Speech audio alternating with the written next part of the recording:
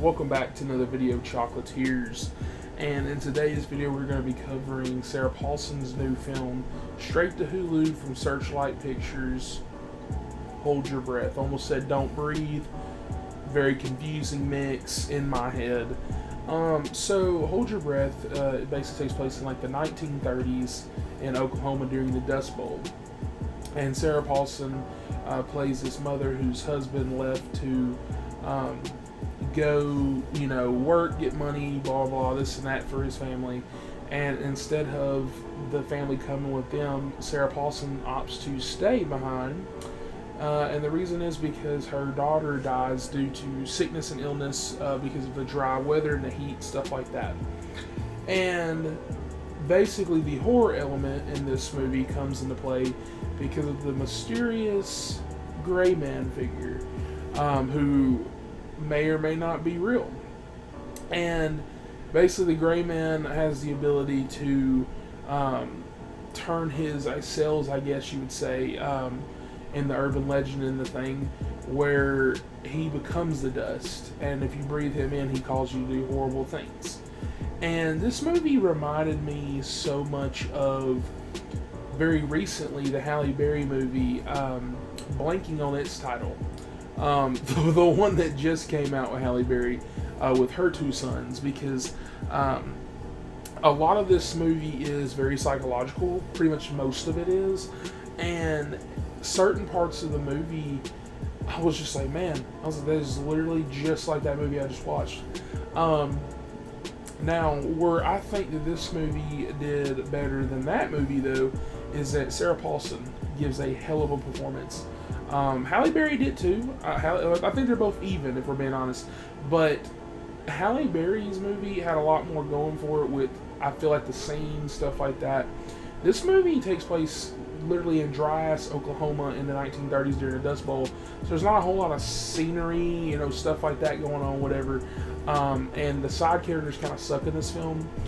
But there are, outside of her kids, Eben Moss is in this movie. And so Eben Moss, if you know him, that's my boy who's playing the Thing in the new Fantastic Four movie. But he's also in The Bear. He plays Cousin. And he plays a character that shows up kind of at their doorstep, and you don't know if you want to trust him, if you don't, what's his goals, what's his motives, type of deal. And he does such a good job playing kind of like this antagonist character in a way. The way that he and Sarah Paulson kind of like work off each other, I really enjoyed. And because Sarah Paulson's in it, you already know she's going to be doing some crazy shit. So when her character does some crazy, questionable things, or does good things to protect her family, whatever, this and that, she always has this sense of she might be on edge. We don't know if we should trust her as well. And I really like that with this movie, because the movie kind of kept you on edge. I will say this. The movie is an hour and 43 minutes, I believe, or 40 minutes, something like that. And it really felt that runtime. I feel like they could have easily, and I hate to say it too with a movie like this, but like, they could have trimmed about 15 minutes, honestly. Because there's no like world building, except for like in the beginning, where like letting you know, setting the story, letting her know where her husband's at, stuff like that, so you don't ask questions like that. But there's so many things that they do where I feel like the tension should have built up a little bit more. Especially with the gray man stuff, they kind of just talk about it, then they don't for like 20-30 minutes, and then it's kind of like, oh well, it's kind of happened again, and it's like, it's not like a good use of a callback. It's almost like I feel like they should have kept building up on it, like, because even like that, when certain characters are kind of like, oh yeah, we think that this exists, or certain ones are like, we're not, it always leans into that favor. And what I mean by that is that it isn't the type of movie where you're, like, for example, like the Halle Berry movie, I kept going, is she crazy? Is she not? In this movie, it's very clear what it is, and it's not cliche in a way.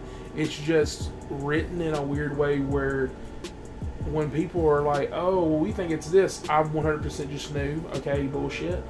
And that was one thing I really didn't like about this film. I think that it doesn't hold tension really good. I think that even though the performances are really good, they don't go through those heights. This was a movie that I was a little excited for, and That's crazy. This and Salem's Lot, I was like, man, these should be in theaters. They look really good. Trailers fucking lied to me. This movie's not bad, I would say, and Salem's Lot's not bad either. I think I gave it a 5.5 or 5 or something like that. I would probably give this movie a 6 out of 10. I think it's better than above average, especially for like a psychological thriller movie like this. Like I said, I think that it's better than a Halle Berry movie that I still keep forgetting the name of it. Mainly because this movie deals with certain themes and elements that I really liked and appreciated. Especially the third act. I think the third act is very, very, very good. But once again, the reason why it loses a lot of points is because the tension and the build-up doesn't feel like it's a good payoff, if that makes sense. Like, it doesn't feel like it's earned it. It's like certain things happen, you go, okay, how the fuck are we here after 20 minutes of us doing nothing, okay? But outside of that, I think this movie's fine. For a streaming movie, I think it's pretty much the best streaming movie I've seen probably in the past month, I'd say, maybe 2. It's definitely one of the better ones up there. So if you feel like watching something during Oktoberfest, you're doing a little October-y things or something like that, definitely check it out. It's very interesting for sure. It's just, don't expect a 10 out of 10. When you see that Searchlight at the beginning of Fox Searchlight, do not expect a fucking masterpiece. I don't think it's lower, like I said, than my score, but I have seen a lot of people think that it's like, I saw like a bunch of 4 out of 10s. I don't think it's that low. I don't think it's bad. It's just not what I was wanting it to be. And like I said, and that's pretty much because there's no real tension build up in a good way. Like, there is with Sarah Paulson's character, but like with other characters, when certain things happen, you're like, we didn't earn this where we go. This doesn't make sense. Or things that do make sense, you're like, I wish that they would have given more time to this character, because now this payoff is just kind of one note, you know? But outside that, decent movie, not bad. Not nothing to write home about, but it's still alright. And with that, comment down below, let me know your thoughts. Let me know your thoughts on this movie if you've seen it. It is the #1 watched movie on Hulu as of Hulu's time when I clicked on the movie. And let me know your thoughts on it. Let me know if you liked it, didn't like it, and what you feel about it. And with that, please like and subscribe for more, and I will catch you guys on the next one. It gets inside you. I love my popcorn. Movies, popcorn.